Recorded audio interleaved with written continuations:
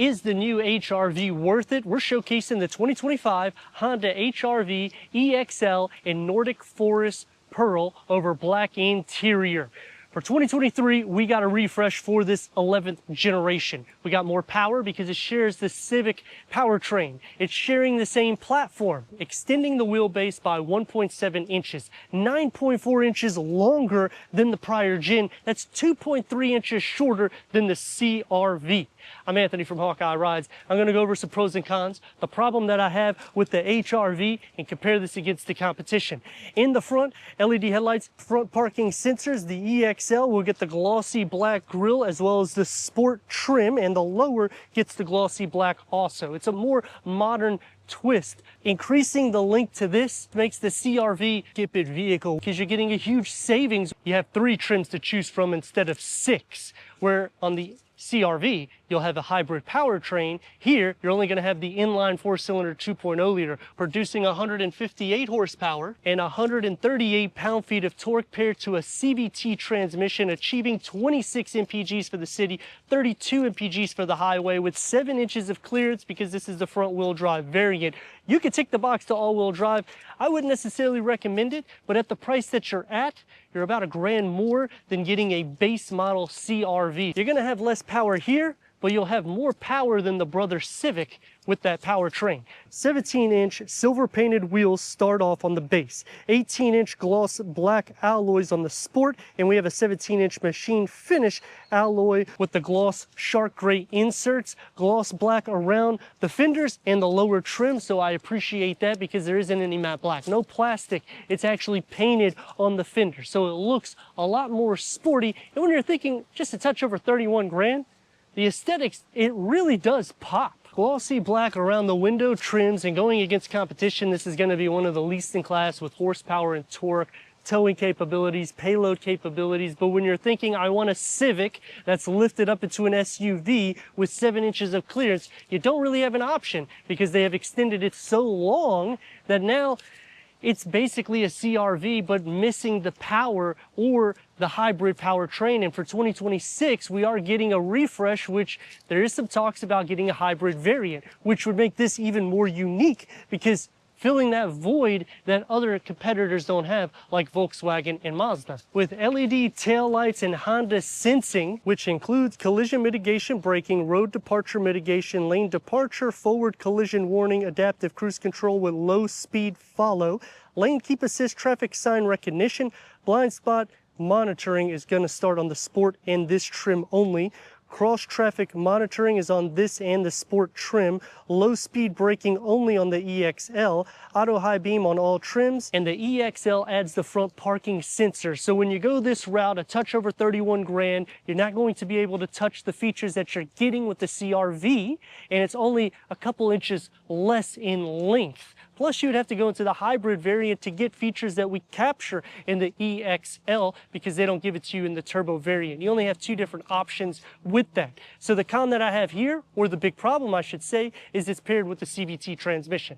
CVT transmissions, you have to service them quicker, typically every 30,000 miles, and they don't necessarily last as long. Now in the comments, I'm sure people are going to say, oh, they're bulletproof. They're not. An eCVT transmission is different, and that's paired to a hybrid powertrain, which for 2026, hopefully the HR-V will entertain that.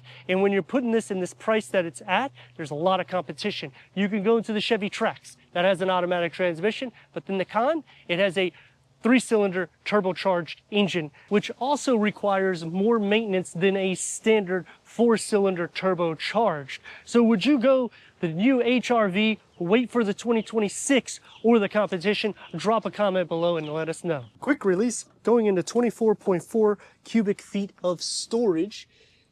12 volt is on all trims. Underneath the floor, get some storage, but no spare tire? Nope, you're gonna get a spare tire with Honda. Now to split fold the rear bench, I'm tall, so I can do it right here. Otherwise, you have to go into the back doors to do so. It's going to split at a 60-40 split that's going to maximize the cargo to 55.1 cubic feet. The key fob to the HR-V EXL. 8-way power seat adjustment. This is only going to be on the EXL with the leather trim seats, manual seats for the passenger, heated front seats. When you get into the EXL, you're going to get a lot. So you get this auto-dimming rear view mirror, LED interior lights, a moon roof, a wireless charging pad, dual climate control settings. There isn't any memory for the driver. Otherwise, it's going to be cloth seats, manual seat adjustments.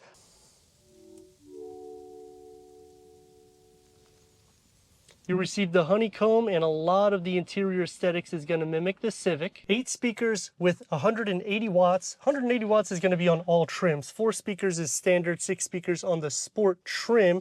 You have a his and her USB port, which was part of the refresh in 2023. Let's fire it up.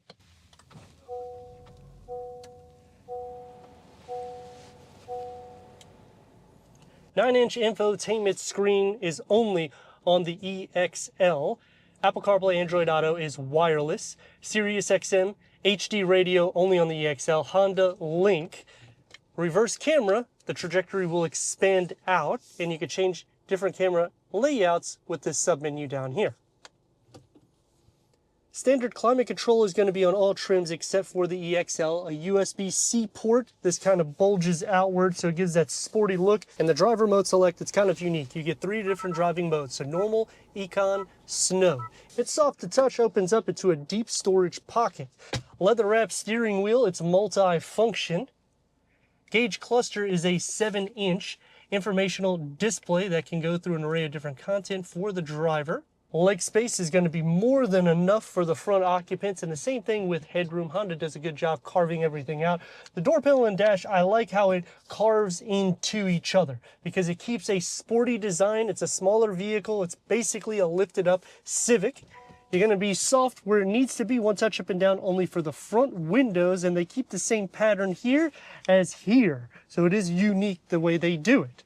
Storage, you're going to have a beverage holder and a snack holder here on the side with another little cubby that you can fit some change. For the back seat, this is the opening that you have to fit 3 more. There isn't any armrests or cup holders here in the center. No USB ports, no air vents. You get a storage tray, storage behind the passenger seat only. The door panel will have the same layout as the front, so it bulges out soft where it needs to be. Only 1 beverage holder, but you can fit a smaller smartphone here. Sitting behind me, the seats are not carved out, but you can see you got plenty of leg room, headroom. More than enough. Sliding into the center, you're going to share some feet space, but it's pretty wide inside. Butt, leg, and shoulder space is also going to be shared a bit because this doesn't go out more because the door panel actually bulges inwards. Knee space isn't too bad even if the seat is back in the front. And headroom, it's still more than enough, and I'm at 6'3". But a con that I have in the back, look how small the width is to buckle the seatbelt. Who's that tiny? 158 horsepower, 138 pound-feet of torque, CVT transmission. It's nothing that's going to be a game changer, but the length is, because it's almost 10 inches longer than the 10th generation. So for 2023 and up, it really did make this a long and feels wider inside also, giving a lot of the Civic highlights with the honeycomb for the dashboard, dual climate control settings. When you go EXL, it just unlocks all the features. But then the problem that comes into play is you don't have any other powertrain. You only have this one. 3 different trims to choose from, so it is easy in that perspective, and you don't have any options either. You have to go up the trim in order to get the features. We have it in S. Let's see what we got.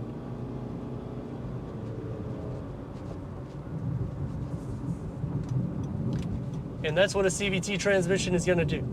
Give you that everyday drive. Nothing going to be phenomenal, but going over imperfections, it's not that bad. I mean, you're going to feel some of the bumps, don't get me wrong, but 17-inch wheels, it soaks it up pretty good.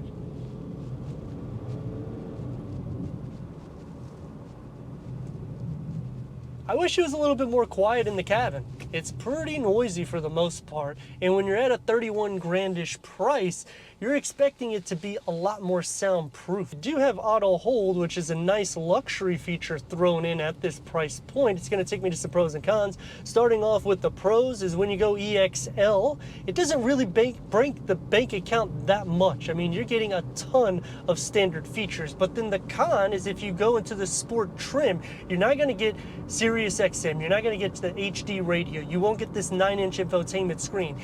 You literally have to either go all out or you just get for some aesthetics, because when you go base or sport, you're not getting a huge difference between the two trims. Yeah, you're getting 6 speakers instead of 4, but you're still getting 180 watts. Here you're getting 8 speakers, so they're just kind of placed throughout the cabin. But then on the con, I don't like how the screen is coming out of the dash. It should be more flush into the dashboard. I like the honeycomb, I like the digital gauge reader, but I feel that a full digital reader at this price for this trim level would be more optimal. Turn radius at a stop point, pretty tight, about 2 lanes. Let's rock and roll.